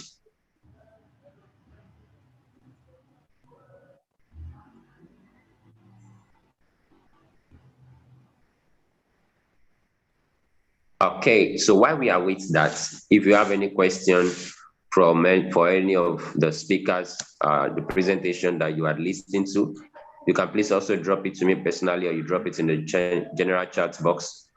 As we gather all of that, I'd like to invite to speak very briefly the founding president of this awesome organization, that is Mrs. Eniola Shakira Olajobi, as she gives a closing remark. But before she does that, I'd like to introduce to you every member on this, every founding member on this team. I need to let you understand that this have been individuals who have sacrificed their time and who have seen the need for these organizations to have come up and for us to have this conversation at this time. First, I'd like to introduce to you Mrs. Ewoma. Ms. Ewoma, she is on the chat box. Ms. Ewoma, can you please just indicate with your digital hand? Can you just raise your digital hand so we could recognize you? I'm very sure she would be busy with the back end support. But while we await her do that, I'd also like to introduce myself. I'm Stephen Emmanuel. I am privileged to anchor this event, and I'm also a founding member of this association. Thank you very much.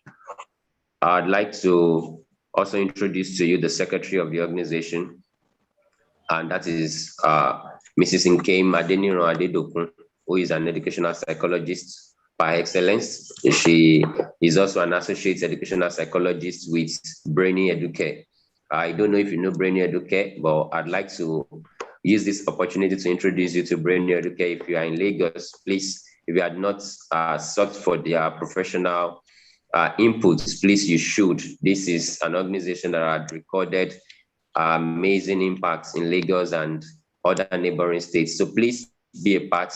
She has a background in educational psychology at the postgraduate level from the University of Lagos, Akoka, and she's also the founder and maternity consultant at the First Time Moms Academy, which is an online support group for expecting first mom, where she provides support for them and educates them on their first pregnancy and early motherhood. She is a Goldman Sachs scholar at the Enterprise Development Center of Pan Atlantic University. She is a Vital Voices Group Fellow, a fellow of the Vital Voices, which is also the Hillary Rodham Clinton and Madeleine Albright Initiative. And she is also a fellow of the prestigious Tony Elumelu Foundation and also an alumni of the IWOW organization. She is happily married with children. Mrs. Adeniro, can you please raise your digital hand as we recognize you? Mrs. Nkem Adeniro Adedokun, the secretary of ANIP, can you please raise your digital hand so we could recognize you, ma'am? She was the one who gave the opening address. So if you are part of the event from the beginning, you should have seen her probably. She's also busy at the back end. I'd like to introduce to you before she comes to give a vote of thanks. Just to remind you, please, if you have questions or clarifications, you can please drop it to me personally on the chat or you drop it in the general chat room. I'd like to introduce to you the founding president of this awesome association, and it's no other person than Mrs. Eniola Shakira Olajobi, who is obviously, she has a background in chemistry, guidance and counseling, and educational psychology, both at the graduate and postgraduate levels from the prestigious University of Lagos. She also has a certification in school leadership and management from Harvard Business School and Harvard Graduate School of Education.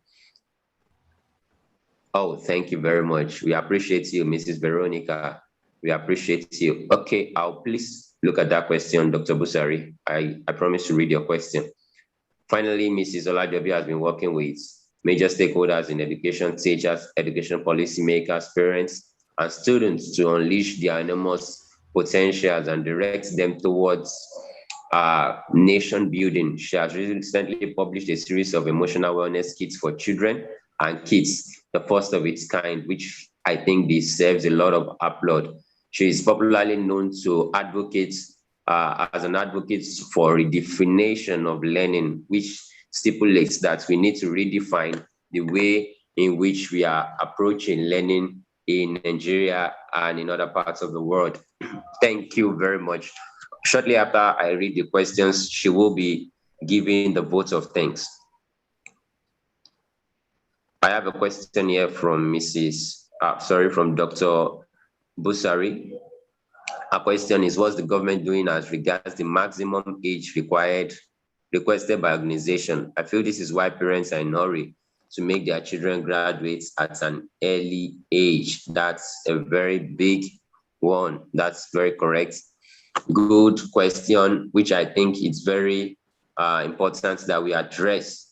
One of the reasons, one of the presenters clarified to us that we have parents, and that is our honorable presenter, who also doubles as the Director of Special Duties and Innovations with the Lagos State Ministry of Education. That is no other person than Mr. Adeyemi Adebayo. You know, he emphasized to us that one of the challenges that we have kids who are age 3, and they are in basic 1, which is actually an anomaly. So now Dr. Busari is trying to raise the point that why do we have that? Why do we have this emphasis that by organizations that, okay, when you, by the time you want to pick up this job, you should be at age 22 or age 23 with at least 3 years of experience. So which apparently is the reason why some parents force up, fast track their children's or their wards education.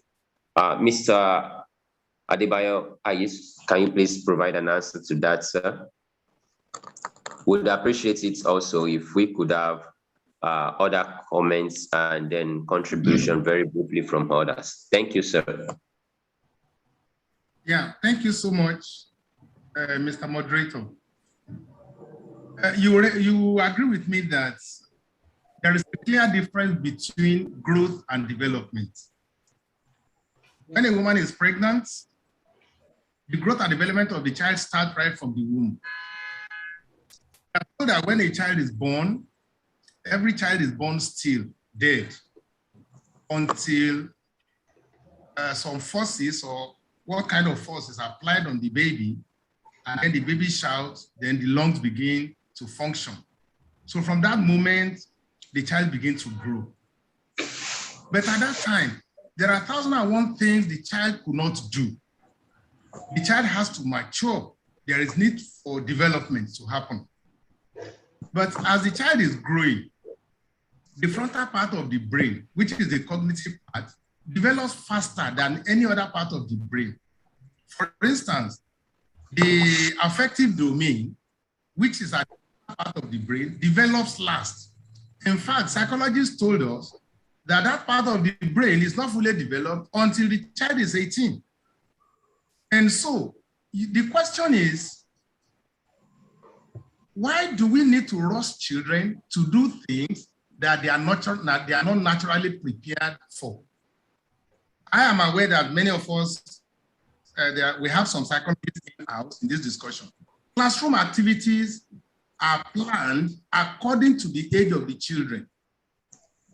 For instance, if a child is age 2 or age 3, there are some sporting activities they cannot do. For instance, you can ask them to do throwing and catching with one hand because they won't be able to coordinate. They cannot stand, if a child is 1, they can't stand on one leg or hop on one leg. There are 1,001 activities that are planned in line with the age of the child and their growth. So as they are growing, they are moving from one class to the other. So the activities become more difficult or more challenging.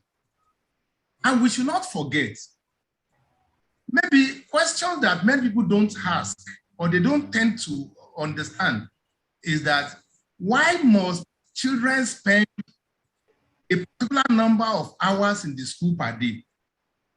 Why is the lesson in nursery school or in nursery be less than 20 minutes?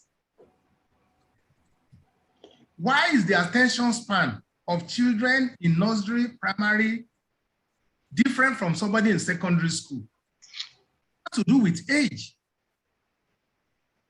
Why is it that children spend less than about 30 minutes in primary school, lower primary, and they spend 40 minutes in secondary, but when they get to the university, they spend 1 hour per lecture? Why not 1 hour in primary school? They have not answered the question. So primary school is designed to learn, to span 6 years. Primary education is 6 years. Why? It's just like when you want to climb a tree, you put a ladder against the wall or you against the tree. It has 6 runs. If you jump from step 1 to 3, it will be difficult. You may end up crashing. So if psychologists have planned that this curriculum should be learned for 6 years, please, so be it. I'm aware now that a 10-year-old girl menstruates. And when a girl menstruates, what that tells us expressly is that the child is capable of being pregnant. Now, I ask everybody on this platform, can a 10-year-old girl who is menstruating, can she get pregnant if she has sexual intercourse? The answer is yes. But can she bring forth that child successfully? The answer is no. But even if baby is delivered through the cesarean section, and a 10-year-old mother of the child, and she nurse that child successfully, that is exactly what parents who are rushing their children through schools, they are doing to those children. The issue of suicide was strange to our culture. There are 1,001 social ills that we find out happening now that were never found in our society before. It is the fallout of this horridness. And I recommend this book to everybody listening, The Horrid Child. If you read that book, you will agree with me that we are hurrying our children across life. Many of our children today, they don't have childhood again. You see children, babies, wearing costumes at home or to churches or to parties. You see the kind of hairdo parents do for their babies now. You see the kind of dresses they wear. So the horrid thing we're talking about is not only in school alone, but it is worse. When you send babies to universities, they can be easily influenced. If you go to our universities these days, you see a 14-year-old child who is in the university, where you have 25-year-old, 30-year-old. Look at the difference. So such children can easily be brutalized, they can easily be oppressed, they can easily be influenced, they can easily be maltreated. So on the area of people that want children or they want jobs, they want babies to take up jobs, I think there should be a legislation against it. I strongly speak against it.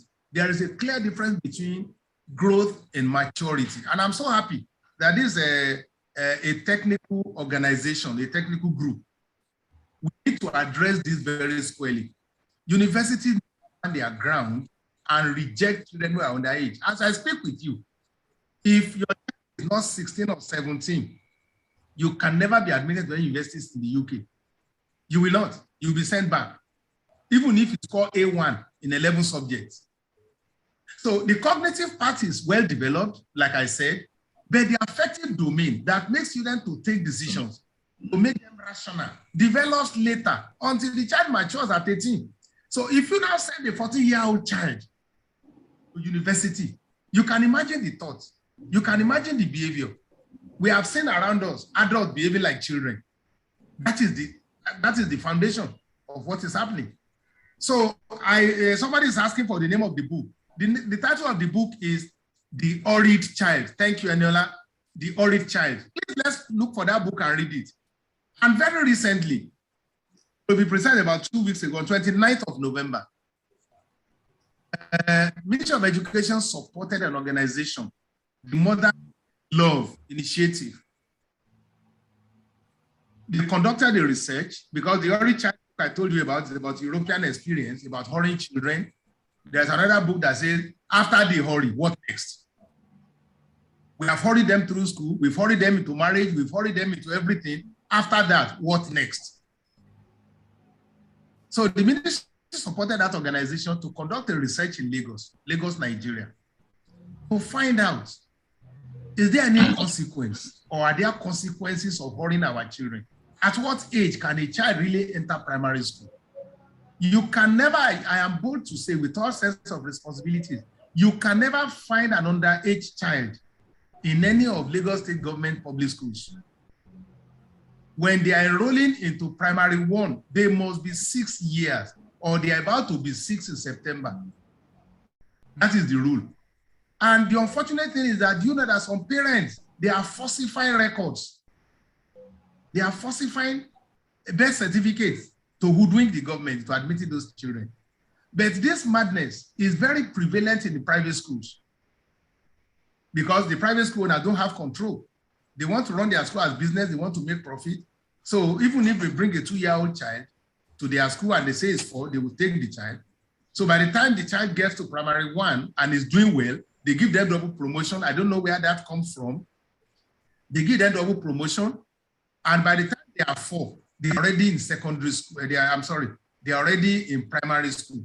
So by the time they are 7, 8, they're already in JS1. So by the time they are 11 or 12 or 13, they're already writing UTME exams, UTME. But you and I, you will agree with me that rushing our children to that level is not good. The event I've just mentioned, we have some victims, we call them victims, who have gone through these, who have experienced baptism of rushing while they were in school. They did not end well. One of them spoke with us in the UK. Thank God he's back to life now, he's back to normal, but he had a turbulent time.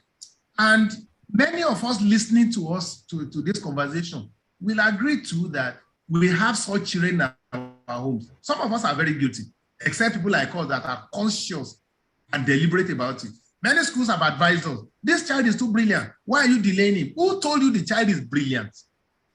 Thank you, Dr. Shola. Later, when you were explaining the other time, that psychologists, you observe and you report. Your observation, if it is one-sided, if it is not universal, your assumptions will be wrong. The child you say is very brilliant. Brilliant with what test scores? The test score you apply, is it commensurate with the age level of the child? And again, the test scores that we give to children, they are not psychometric tests. We are just testing their cognitive domain. I know psychologists have different tests. You can test their affective domain, you can test their resistance, you can test their anger, you can test many things. And this is making it more prominent. Why we need this association? Psychologists are needed everywhere. In the hospital, in the place of work. I studied managerial psychology, and we have so much problems in workplaces that people don't address. So, ladies and gentlemen, that's my submission about that. If we cannot, we can't argue it too much. We can't emphasize it. We can't overemphasize it. We should stop rushing our children. They will still do well. But the problem is this issue of people looking for jobs. And Dr. Aleto said the other time, everybody cannot be employed by government. It is because they are not skillful. We did not give our children skills. I've seen medical doctors who have gone into fashion designing. Medical doctors. Not all doctors are rich. Not all lawyers are rich. We should stop asking our children what they want to become. Rather, we should teach them to solve problems. People that solve problems are the rich people, not doctors. Everybody say, Mama doctor, Mama engineer. Is it the engineer that excel? They go to university to study engineering. Yeah, they cannot design anything. We should stop deceiving ourselves. Thank you, ladies and gentlemen. Awesome. Thank you very much, Mr. Adeyemi Adebayo. I think we can all agree with me the passion with which he provided his recommendations to that answer. Thank you very much. We can feel and sense your passion, sir. We all desire that there will be positive adjustments going forward, generally in our country with all of these recommendations. Thank you very much. There is a question which I'd like to address very shortly. I lost my chat when the network rebooted. It's a question from Dr. Olajobi. I'm sorry, Dr. Olajobi, if you are still on the chat, can you please help me with that question? I lost it while the network rebooted. Sorry about that. Thank you. So while we await that, I'd like to recognize the presence of some of our directors. The first is our mentor in media. That's Mr. Adeniro Adedokun. Thank you very much for the amazing work you have been doing and you do and you will still do. We appreciate everything you've done. Thank you for your media support, and more importantly, thank you for coming around to grant such help to us. Thank you very much. Okay, I have the question now. So the question is as to the balance. So before I read the second question, I also like to appreciate the presence of our consultant in legal matters. That's Mr. Yomi Omoyele. And, I need to appreciate you very much, sir, for coming very much early. And then you have remained on this chat for so long, providing that support. Thank you very much. And to everyone, every member of the public who is part of this, we appreciate you so much. Thank you. So the question is, to you, Dr. Alayton, sir, why, as to providing a balance between the statements, why we should go, the statement Mr. Adebayo gave the other time as why we should go to the university, why it's not everyone will go to the university. He had just reiterated that again with so much passion. And then the responsibility of the teacher in order to discover the unique learning styles of each child. Because we believe so strongly as educational psychologists that every child can learn, and it only depends on the method and the approach that you had used to teach the child. So, sir, very briefly, we had run out of our time. It's 1 p.m. Nigerian time. I'd like you to please just provide a succinct but precise response to that before we take up the next thing on our agenda, and then we draw the curtain for today. Once again, thank you to everyone. Dr. Alayton, can we have you please, sir? Okay, thank you very much for your efforts so far. And thank to the guest speaker and other speakers too.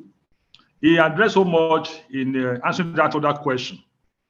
But the truth remains, like he emphasized, that not every child is wired and configured to pursue academics. And we have those who are pursuing academics, like one of my students who did master's under me. He studied biochemistry, first degree. He did PGD, that's education, and then took a course in the psychology under my supervision. He works for the government and he's a tailor. He has a shop and he has people that are learning under him. So he has passion for that tailoring and he's doing it very well. He has some for me too. So not every child is configured and wired to go to school, but some are being misled, mostly by the parents, and also what they are seeing what they are seeing in the society. But you see, a student of mine also said something. He worked in a psychiatric hospital about, he told me something about 2 weeks ago. He said that the doctors are enjoying more than other workers in the hospital. And that the prayer of every parent there now is to make sure that their children also become medical doctors. I laughed because it is not by prayer that somebody becomes a medical doctor. It is by work. And by that I mean, if you don't have the ability to go forward into that arena, there's no magic in it. If you take a shortcut into getting there, you will fail. So there's no shortcut in what we are doing. So those people that are going forward in academics, it is because they have the ability to go forward in academics. I mean, there are many tests that we pass through to get to that place. You write your NECO or your WAEC, from there you write JAMB, you write post-UTME, and then you get your admission. It doesn't come by, it's not an easy thing. So you work for it. But the mistake we are making, and if not addressed, we compete, like I said earlier on, we continue to wallowing in regret, continue to say the same thing every year. We need to identify those who have ability to acquire skills. And then, even in schools nowadays, I have many tailors in my class. Tailors, before I even start my lectures for my students, especially those that are on their level, I ask them, apart from education, what do you do? And I get amazing results. And I encourage them along that line, not to leave those things, but continue with it. Some are graphic designers, so they're in the universities. So we cannot just rule out all these things, but what else we find this level along the line. But let me say this again, based on what our guest speaker said before. The people in charge of education in Lagos State, they have authority over the way they admit and over the private schools. If a child is not up to the age, they have the right to say, okay, no to this child. I mean, they should not be in the certain classes like that. I've taught a child who was 8 years old in primary 5. 8 years old, primary 5 in the private school in Lagos State, yeah. So the government also has a role to play to nip that in the bud. I think by doing that, they have authority over the private schools and the public schools, and they can make rules that will cut across both private and public schools. Thank you very much. Awesome. Thank you very much, sir, for that clarification and the final contribution also. Thank you so much. It's very important that regulations are made by all our stakeholders in the education industry in order to bring sanity to all of this anomaly. Thank you very much. And a very much thanks again to Mr. Adeyemi Adebayo also for the amazing thing he identified the Lagos State government to be doing, because I recall very succinctly that he mentioned during his presentation that there's something they now do which is called a co-excel for teachers in schools in order to monitor these children. And then more importantly, the need for technology. He mentioned that they will be rolling out is that 12 schools now, which would be adopting and integrating technology and social and vocational skills to these children and to the kids in school, so that they are graduating with a two-leg, as I may describe, a cognitive strength, and at the same time, a very good background in vocational learning. Thank you very much for all of those things. Sincerely, we appreciate it. Thank you very much. So without much ado, we want to sincerely appreciate everyone for coming around. Before the founding president gives a closing remark and a vote of thanks, once again, we appreciate you. For everyone who had attended, for those joining us on the social media, we appreciate your presence.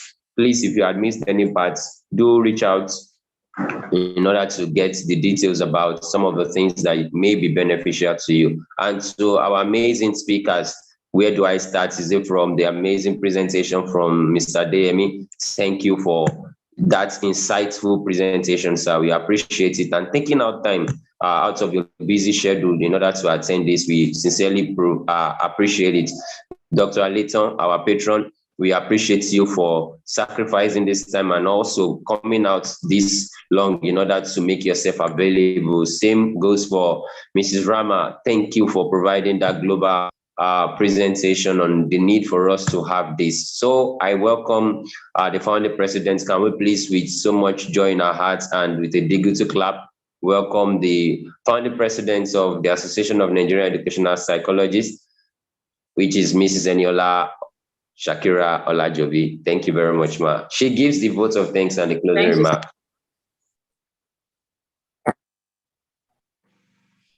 Thank you very much, Mr. Stephen. Wow, wow, wow. I would like to start by appreciating, first of all, our keynote speaker, Director of Special Education from the Ministry of Education, Lagos State Ministry of Education. Thank you so much, sir, for your very high opening session and for gracing our occasion with your time, your presence, and sharing from your wealth of knowledge. And of course, to our patron and the chairman of Nigerian Educational Psychologists, Dr. Shola Aleiton, for your very elaborate session as well. Thank you so much, sir, for your time and resources. We're indeed very grateful. I would, of course, like to say a big thank you for the very detailed and insightful realization that was brought upon us when Mrs. Ramakan shared the global perspective to help us realize the task ahead and the things that we need to do as educational psychologists in Nigeria to join the rest of the world in providing global solutions to improve learning. Thank you very much, Ramakan, for being here and for sharing from your wealth of knowledge. I would also like to thank, of course, our patroness, Professor Afolashade Hairat Sulaiman. I wonder if she's here. If she is, I say a very big thank you to you, ma'am, for being here. And of course, our directors, Mr. Nirade Dokun, our media director, and Mr. Yomi Omoyele, our director on legal matters. We say a very big thank you to you both. For all our guests, we say a big thank you. Thank you for coming and thank you for being a part of this. It's been quite an interactive session. Thank you for adding your voice to the future of learning and education in Nigeria. I want to say a big thank you to our media partners, Punch newspaper, our representatives from the Cable, This Day newspaper, and the Nations. I want to say a very big thank you for joining us here at our official inauguration. I would also like to thank a representative from different parastatals. I see Dr. Busari from the West African Examination Council and other delegates in the House. I say a big thank you to all of you for attending our inauguration and for adding your voice to the voice that we so badly need to raise up. I want us to please remember that this is just the very beginning, and the need for this association cannot be overemphasized. This is the time that, I would say it's belated in fact, but there's the next best time is now. We need to give answers to questions like some of which our keynote speaker and our guest speakers have asked us. How prepared are we for the future of education? How relevant will our children be in the future? And we want to ask more questions that have been brought to limelight through the session shared by our global speaker, Ramakant, questions about how much are we able to look critically at learning situations and help children to develop that extra, or identify children who are struggling, the reasons why they're struggling, the appropriate assessments that we can do to help those children to access the curriculum in the way that is unique to them. These are all the things that we are hoping to take on at the Association of Nigerian Educational Psychologists. And I want everyone at this gathering to come along with us on this journey. I want everyone here to become part of our agents of awareness, because one of the very first challenges or tasks that we're taking on is the task of orientating and raising awareness. We're going to be having community outreaches. We're going to be having school outreaches. We're going to be talking to school associations, association of school owners, because indeed, for every speaker that has spoken today, they have said the same thing in different ways, and that is that our schools need the presence of educational psychologists. There are certain things that can only be done by educational psychologists, and we need to improve the learning experience available for our 21st century learners. Once again, I want to say thank you to everybody. And of course, I can't afford to forget my amazing team members who have put this together, starting from our secretary, Mrs. Nkem Adenira Adedokun, and our amiable moderator and founding member, Mr. Stephen Emmanuel. And last but not the least is the lady who has been behind the scene, but she's been the one pulling all the strings, reminding everybody here and there and doing all of the paperwork. Ewoma Omogene, thank you so much to all of you for putting this together, and I feel very privileged to be given this vote of thanks. As we return back to our work or wherever we may be going, I want to wish us all the very best, and I want to say God bless you all for coming. Thank you so very, very, very much. We are indeed grateful on behalf of the Association of Nigerian Educational Psychologists. I say a big thank you to all of us, and do enjoy the rest of your day. Yes, over to you, Mr. Emmanuel, for the final wrap-up. We have 14 minutes behind the official closure. Oh, thank you very much, the founding president. Thank you to everyone who had been a very big part of this event. And for those who will be watching it forward, we appreciate you. The best, and one of the things I would strongly appreciate you is to fill our email boxes and our contact responses with the invitation on how to be a member of this. I think everyone can be a member. You can be a member at those 5 different levels, and then we strongly look forward to your applications. Till we see you again, thank you very much. Do have a pleasant week. Bye.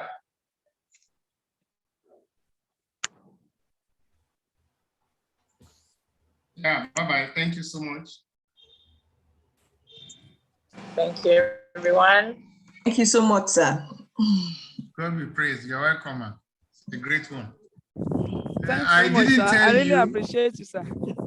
Thank you. I didn't tell you, I invited some private school associations to join in. I think what you are doing is laudable, and I think they could benefit from it. You can see GASO, Global Association of School Owners, Nigeria. It's a new association, and they are very big. So I think there's a need for them to join us, and I think I shared the link with them, with many others, practitioners around. So thank you, sir. Thank you so much, sir. Thank you so much, sir. You're welcome, sir. Welcome. Thank you. Thank you. Thank you. Thank you very much, sir. Enjoy the rest of the day.